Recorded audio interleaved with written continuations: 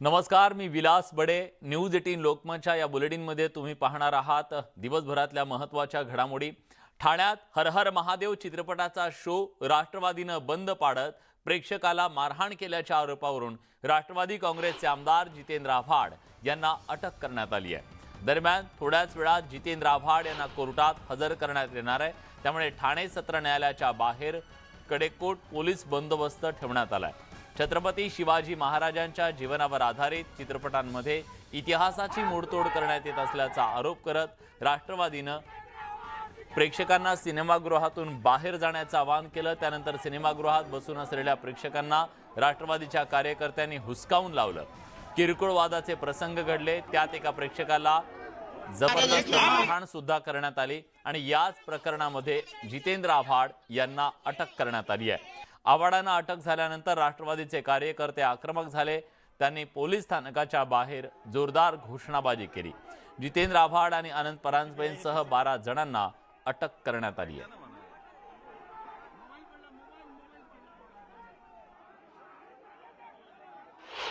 प्रशासनाला माझी विनंती आहे, राज्याचे मुख्यमंत्री आणि उपमुख्यमंत्र्यांना विनंती आहे, बाहेर उद्रेक वाढत चाललाय. महाराष्ट्राचं शांततेचं वातावरण जर आपल्याला ठेवायचं असेल ती ही अटक तात्काळ रद्द केली पाहिजे, अशी माझी त्यांच्याकडे कळकळीची मागणी आहे. साहेबांनी आम्हाला सांगावं, तुम्ही बाजूला व्हा, आम्ही बाजूला हो. पण हे राजकारण जे आहे ते आम्हाला आमच्या साहेबांना अडकवण्याचा प्रयत्न करतायत ही लोक. हे सरकार काही व्यवस्थित नाहीये. स्टेटमेंटला बोलवलं आणि त्यांना अरेस्ट केलं. आम्ही कुठल्या याच्यावर आम्ही विश्वास ठेवणार? आव्हाड साहेब जोपर्यंत बाहेर येत आहेत आणि आम्हाला सांगत नाही की इथून हटा, तोपर्यंत आम्ही हटणार नाही आहोत. आव्हाड साहेबांना फसवून इथे आणलेलं आहे. आंदोलनाच्या माध्यमातून देखील आपण या गोष्टीला ऐकण्याला तयार नाही. म्हणजे या ठिकाणी दडपशाही आहे, या सरकारच्या माध्यमातून दडपशाही आहे आणि म्हणूनच आज चुकीच्या पद्धतीने हे अटक करण्यात आले. पण आम्ही गप्प बसणार नाही, आम्ही याचं सडेतोड उत्तर देणार.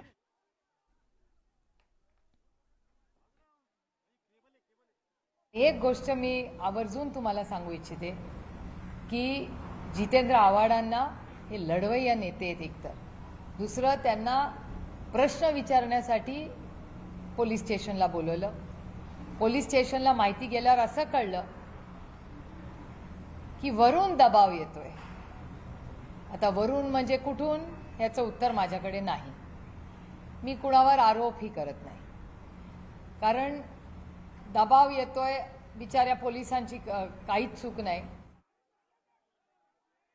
उद्धव ठाकरे सरकारने जितेंद्र आव्हाड यांना फक्त वाचवलं नव्हतं, त्यांना संरक्षण दिलं होतं, अटकेपासून संरक्षण दिलं होतं.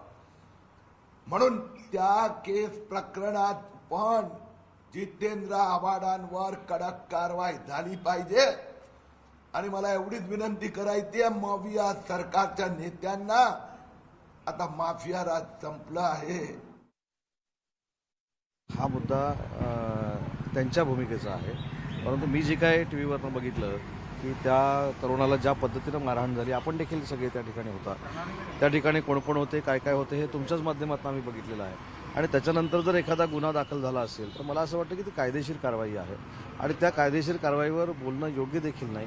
पण जर मारहाण झाली असेल आणि आपण सगळ्यांनी बघितले टी व्हीवर, म्हणजे मला असं वाटतं की त्याच्यामध्ये राजकीय याला स्पर्श करण्याची काही आवश्यकता आहे असं मला वाटत नाही. आपण सगळ्यांनी ते बघितलेलं आहे टी व्हीवर, कोणी मारहाण केली, कशा पद्धतीनं मारहाण केली, का मारहाण केली. तर तशा पद्धतीचा गुन्हा दाखल झालेला होता आणि त्याच्यानंतर ही कारवाई झालेली आहे.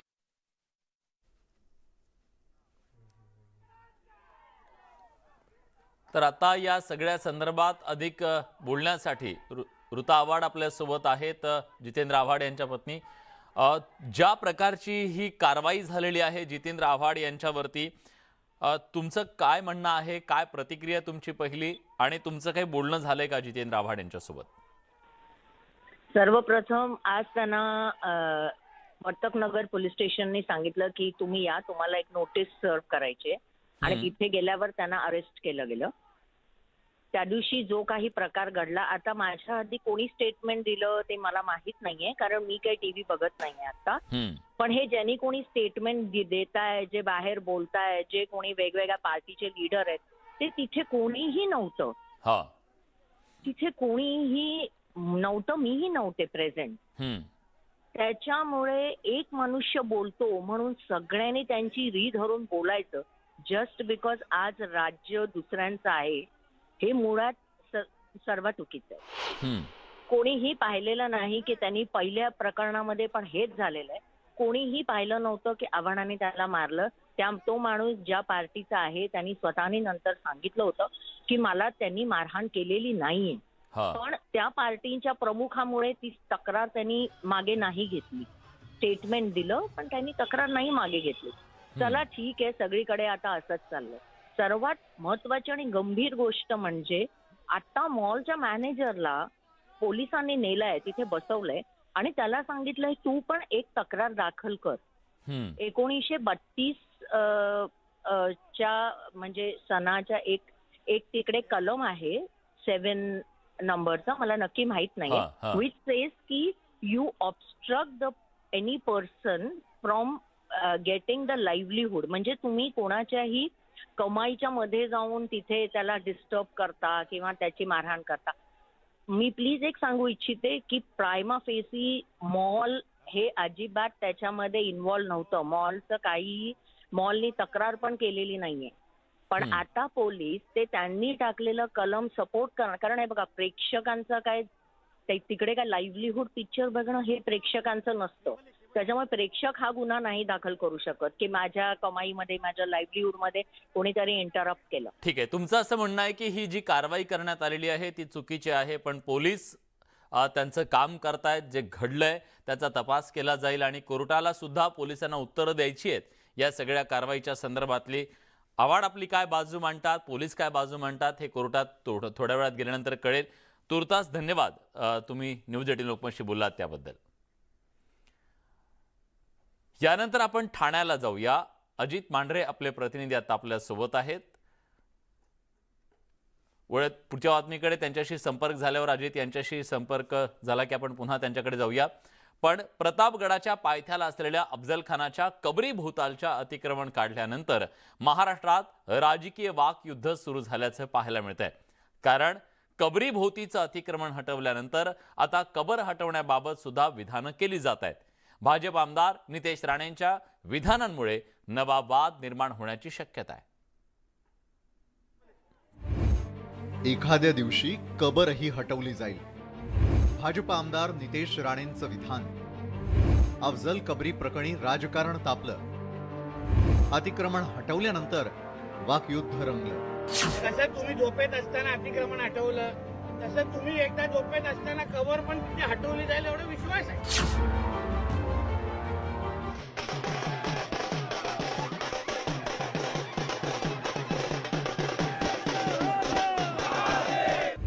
प्रतापगडाच्या खाली असलेल्या अफजल खानाच्या कबरी भोवतीचं अतिक्रमण हटवल्यानंतर भाजप आमदार नितेश राणेंनी केलेलं हे विधान. हे अतिक्रमण काढून टाकण्यासाठी 2017 पासूनच प्रयत्न सुरू होते, पण त्याला गुरुवारी 11 नोव्हेंबर 2022ला मुहूर्त मिळाला. यावरून महाविकास आघाडीवर टीका करताना नितेश राणेंनी आता थेट अफजल खानाची कबर हटवण्याचं भाकीत केलंय. जे अफजल खान असेल, औरंगजेब असेल, ह्यांच्या आठवणी आम्हाला महाराष्ट्राच्या भूमीमध्ये कशाला पाहिजे? त्यांनी आमच्या छत्रपती शिवाजी महाराज असतील, छत्रपती संभाजी महाराज असतील, आमच्या इतिहासाला गालबोट लावण्याचं काम ह्या नालायकांनी केलेलं आहे. त्यांची कुठलीही आठवण आम्हाला महाराष्ट्रामध्ये नको. फक्त त्याची वेळ आणि काळ आणि तारीख हे आम्ही तुम्हाला न सांगता जाहीर करू. दरम्यान अफजल खानाच्या कबरीवरून आधीच इतिहास अभ्यासक आणि हिंदुत्ववादी संघटनांमध्ये जुंपल्याचं पाहायला मिळत आहे. अफजल खानाचा वध केल्यानंतर स्वतः छत्रपती शिवाजी महाराजांनी कबरीसाठी जागा दिली होती, त्यामुळे कबर हटवण्याचा अधिकार कुणालाच नाही असं म्हणत श्रीमंत कोकाटेंनी कबर हटवण्याला विरोध केला. तर हिंदुत्ववादी संघटनेच्या आनंद दवेंनी कबर महाराजांनी बांधली हे खोटं असल्याचा आरोप केलाय. शिवाजीराजेंनी अफजल खानाला ठार मारल्यानंतर अफजल खानाची कबर बांधण्यासाठी तिथं जागा दिली, मुजावर नेमला. म्हणजे आपला शत्रू जरी असला तरी त्याच्या प्रेताचा सुद्धा आदर सन्मान केला पाहिजे, त्याची विटंबना करू नये, हा मानवतावादी संदेश छत्रपती शिवाजी महाराज देतात. श्रीमंत कोकाटेंना अफजल खानाची कबर महाराष्ट्रात कशासाठी हवी आहे, कोणासाठी हवी आहे आणि का हवी आहे? मुळात महाराजांनी ती कबर बांधलेली नाही, महाराजांच्या हयातीत तसं काही घडलेलं नाहीये असे सुद्धा पुरावे आजच मी ते लोकांना दिले सुद्धा आहेत की त्यानंतर साधारण 200 वर्षापर्यंत तिथे कोणतीही कबर नसल्याचा सरकारी गॅझेटमध्ये उल्लेख आहे. एकंदरीतच अफजल खानाच्या कबरीभोवती वाढलेलं अतिक्रमण हटवण्याचं सर्वांनीच स्वागत केलंय. पण आता थेट अफजल खानाची कबरच हटवण्याचा इशारा देत राजकारण केलं जात आहे. त्यामुळे अफजल खानाच्या कबरीचा राजकीय वाद आणखी तापण्याची शक्यता आहे. Bureau report, news 18 Lokmat. कृषी मंत्री अब्दुल सत्तार आणि पाणी पुरवठा मंत्री गुलाबराव पाटलांपाठोपाठ आता भाजपचे प्रदेशाध्यक्षांची जीभ घसरली आहे. बावनकुळेंनी शरद पवार यांची भोंदूबाबा अशी संभावना केली, त्यामुळे नवा राजकीय वाद पेटलाय. शरद पवारांना भोंदूबाबाची उपमा. चंद्रशेखर बावनकुळेंची जीभ घसरली. बावनकुळेंच्या टीकेवरून कलगी तुरा. राज्यातील सत्ताधारी आणि विरोधकांमधील राजकीय वाकयुद्ध काही शमण्याचं नाव घेत नाही. राष्ट्रवादी काँग्रेसचे अध्यक्ष शरद पवारांवर टीका करताना भाजप प्रदेशाध्यक्ष चंद्रशेखर बावनकुळेंची जीभ घसरली. त्यांनी शरद पवारांना भोंदूबाबाची उपमा दिल्यामुळे नव्या वादाला तोंड फुटलंय. बेमानीत तो सत्ता बनवण्याचा जो प्रयत्न होता आणि तो केला सक्सेसफुली, म्हणजे उद्धव ठाकरेंची वर एक प्रकारचा जादूटोणा केल्यासारखा प्रयोग झाला. त्या जादूटोण्यात उद्धवजी चालले गेले आणि खास करून राष्ट्रवादीनेच जादूटोणा केला होता उद्धवजीवर. आणि म्हणून उद्धवजीचं थोडं त्या ठिकाणी माइंड डायव्हर्ट झालं आणि दरवाजे बंद करून पवार साहेबांकडे गेले. पण पुढं आता आम्ही इतके अलर्ट आहोत का आम्ही शिंदे आणि फडणवीस 200+ आणणार आहोत. खरं तर गेल्या 2.5 वर्षांपासून सत्ताधारी आणि विरोधकांमध्ये राजकीय संघर्ष सुरू आहे. शिवसेनेतील आमदारांच्या फुटीनं आगीत तेल ओतण्याचं काम केलंय. राजकीय नेत्यांकडून एकमेकांवर जहरी टीका केली जाते. बावनकुळेंनी केलेल्या टीकेवर विरोधकांनी जोरदार पलटवार केलाय. जादूटोणा, भोंदूबाबा हे शब्द सभ्य संस्कृतीय नाही. राजकारण जर करायचं असेल तर मुद्द्याचं वर राजकारण केलं पाहिजे. महाराष्ट्रामध्ये जादूटोणा विरोधी कायदा कुठल्या सरकारने आणला याचा कदाचित चंद्रशेखर बावनकुळेंना विसर पडलेला असावा. निश्चितच पवार साहेबांची पकड महाराष्ट्रावर आहे. गेल्या काही दिवसात राज्यातील राजकीय नेत्यांची भाषा शिवराळ झाल्याचं पाहायला मिळत आहे. कृषी मंत्री अब्दुल सत्तारांनी खासदार सुप्रिया सुळेंवर टीका करताना आक्षेपार्ह विधान केलेलं होतं, तर पाणी पुरवठा मंत्री गुलाबराव पाटलांनी नेत्या सुषमा अंधारेंविषयी अशाच प्रकारचं वादग्रस्त वक्तव्य केल्यामुळे वाद रंगला होता. ही दोन्ही प्रकरणं थंड होण्यापूर्वीच बावनकुळेंनी पवारांना भोंदूबाबाची उपमा दिली आहे. त्यामुळे नवा राजकीय वाद पेटलाय. Bureau report, news 18 Lokmat. विरोधी पक्षनेते अजित पवार गेल्या काही दिवसांपासून कुठे आहेत कुणाला माहीत नव्हतं, पण आज अखेर ते सक्रिय झाले. 5 दिवसांनी प्रकटलेल्या अजित पवारांनी नाराज नसल्याचं स्पष्ट करत सगळं खापर मीडियावर फोडलं. उगाच माझी प्रतिमा मलिन केली, मी कुठेही जाणार नाही, मी लढणारा माणूस असल्याचं अजित पवार यांनी मावळमध्ये सांगितलं. अजित पवार अखेर प्रकटले.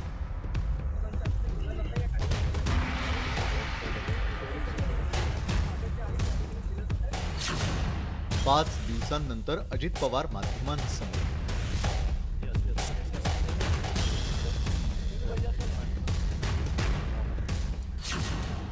माध्यमांवर फोडलं खापर.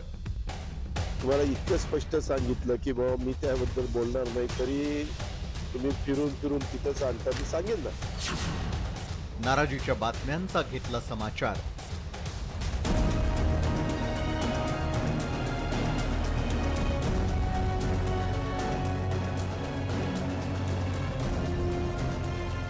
अजित पवार नाराज आहेत, नॉट रिचेबल आहेत, अशी चर्चा मागील 5 दिवसांपासून सुरू होती. शिर्डीतील राष्ट्रवादीच्या 2 दिवसीय शिबिराच्या दुसऱ्या दिवशी अजित पवार यांनी दांडी मारली. त्यामुळे उलट सुलट चर्चेला सुरुवात झाली. त्यातच खासदार सुप्रिया सुळे यांच्याबद्दल कृषी मंत्री अब्दुल सत्तार यांनी अपशब्द वापरले. मात्र त्यानंतरही अजित पवार माध्यमांसमोर आले नाहीत. त्यामुळे त्यांच्या नाराजीच्या चर्चेनं अधिकच वेग घेतला. अखेर मावळमध्ये अजित पवारांनी सर्व चर्चांचा इन्कार करत चांगलीच झाडाझडती घेतली. मी एकतर गेलेलो होतो बाहेरगावी, 4 तारखेला रात्री माझं फ्लाईट होतं. रात्री उशिरा मी गेलो आणि 10ला रात्री आलो. काही माहिती घ्यायची नाही, काही नाही. वेगवेगळ्या चॅनलवर काही पण तुमच्या क्लिप चालू ठेवायच्या. कुणीतरी विचारायचं होतं माझ्या ऑफिसला की अजित पवार कुठे गेलेले. जो माणूस परदेशामध्ये जातो तो माणूस परदेशातनं त्या ठिकाणी लगेचच इथं हे करू शकत नाही. अजित पवार रोखठोक वक्तव्यांसाठी प्रसिद्ध आहेत. अजित पवार 5 दिवस आजारी होते. 6 महिन्यांपूर्वी बाहेरचा दौरा ठरला होता, अशी माहिती अजित पवारांनी दिली. 4 तारखेला रात्री उशिरा 1:30 वाजता फ्लाईटनं अजित पवार गेले होते. मात्र इथे माझ्याबद्दलच्या काहीही बातम्या सुरू होत्या. गैरसमज निर्माण केला गेला. यावर अजित पवारांनी नाराजी व्यक्त केली. दादा वाचून यांचं काय नडतं असा सवाल त्यांनी उपस्थित केला. मधल्या काळामध्ये कारण नसताना माझी बदनामी करण्याचा जो प्रयत्न करण्यात आलेला आहे आणि माझे जनमानसामध्ये प्रतिमा मलिन करण्याचा प्रयत्न करण्यात आलेला आहे. मी असा कधी पळून जाणारा माणूस नाहीये. मी कुठल्याही गोष्टीला सामोरा जाणारा माणूस आहे.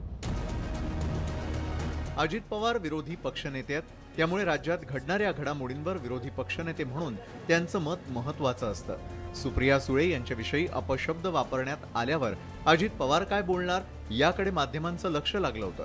राज्यात राहुल गांधींची भारत जोडो यात्रा सुरू आहे. संजय राऊत जेलच्या बाहेर आल्यात.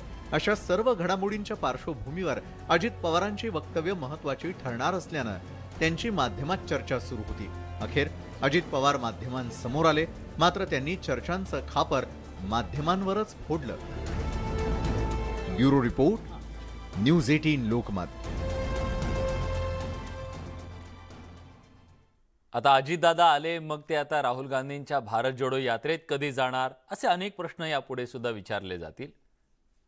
यानंतर एक महत्त्वाची बातमी येते जितेंद्र आव्हाड यांच्या संदर्भातली. जितेंद्र आव्हाडांचा आजचा मुक्काम हा पोलीस स्टेशनमध्येच असणार आहे.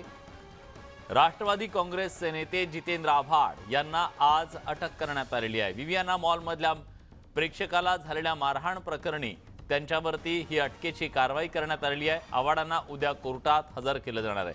जितेंद्र आव्हाडांसह 12 जणांना ही अटक करण्यात आली आहे. ठाणे सत्र न्यायालयाच्या बाहेर सध्या बंदोबस्त वाढवण्यात आलेला आहे. पण जितेंद्र आव्हाड यांना कदाचित उद्या कोर्टात हजर केलं जाऊ शकतं आणि आजची त्यांची रात्र ही पोलीस स्टेशनमध्येच असेल असं कळतंय.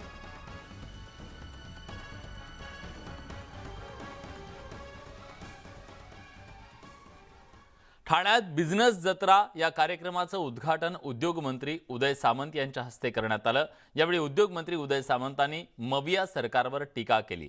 आधीचे उद्योग मंत्री कुठेही जात नव्हते, त्यामुळे राज्यात 2.5 वर्षात उद्योग आले नसल्याचं उदय सामंत म्हणाले. राज्यात 25,000 कोटींचे प्रकल्प आणले असून लवकरच तरुणांना रोजगार मिळेल असं आश्वासन उद्योग मंत्र्यांनी दिलं.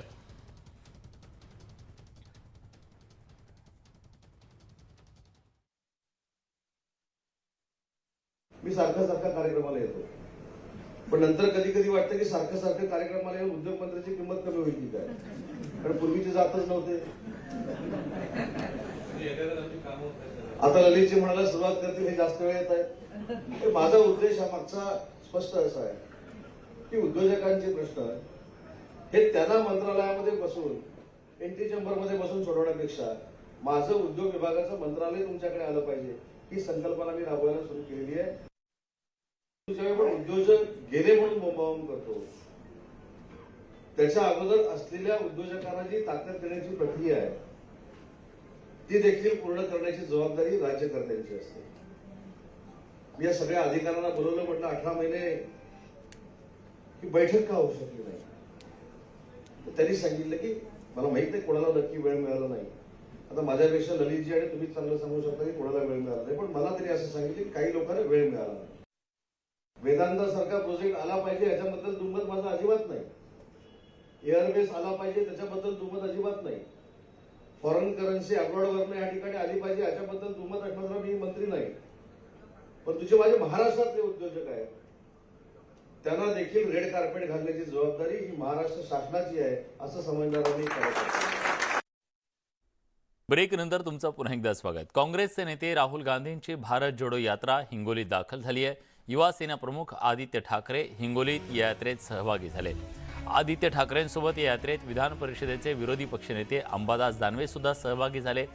महाविकास आघाडीचा घटक पक्ष असलेल्या ठाकरेंचा पक्ष यात्रेत सहभागी होणार की नाही याबद्दलची उलटसुलट चर्चा सुरू होती. अखेर या चर्चेवर पडदा पडलाय. युवा सेनेचे अध्यक्ष आदित्य ठाकरे यात्रेत सहभागी झालेत. राहुल गांधी यांच्यासोबतच्या पदयात्रेत आदित्य ठाकरेंनी सहभागी होत ते चाललेत.